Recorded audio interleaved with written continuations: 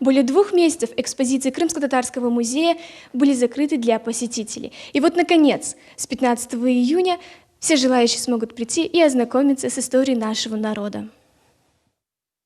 На протяжении 20 лет музей хранит культурное наследие крымско-татарского народа, а сотрудники учреждения в каждой выставке стараются подчеркнуть уникальность экспонатов. В коллекциях изящные ювелирные украшения, предметы медно-посудного промысла, образцы одежды и другие ценные артефакты, археологические предметы. Как и все музеи, с 15 числа наш Крымско-татарский музей культурно-исторического наследия также готовится принять своих первых посетителей. Музей начнет работу с соблюдением всех мер предосторожности. 10-12 человек в группе без нарушения социальной дистанции. С 15 числа наши посетители познакомятся и с новыми выставками. Это выставки, которые рассказывают об истории Симферополя, отмечать прошлое и настоящее, и также о традициях и современности декоративно-прикладного искусства крымских татар. Нурия Гемиджи рассказывает, во время самоизоляции культурный центр проводил выставки в режиме онлайн. Сейчас сотрудники музея не перестают готовиться к мастер-классам и другим мультимедийным презентациям. Старинные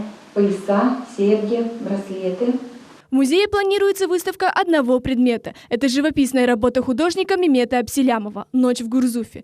Культурное учреждение ждет своих посетителей уже в понедельник. Сабина Дениева, Виталий Голубев, телеканал Миллет.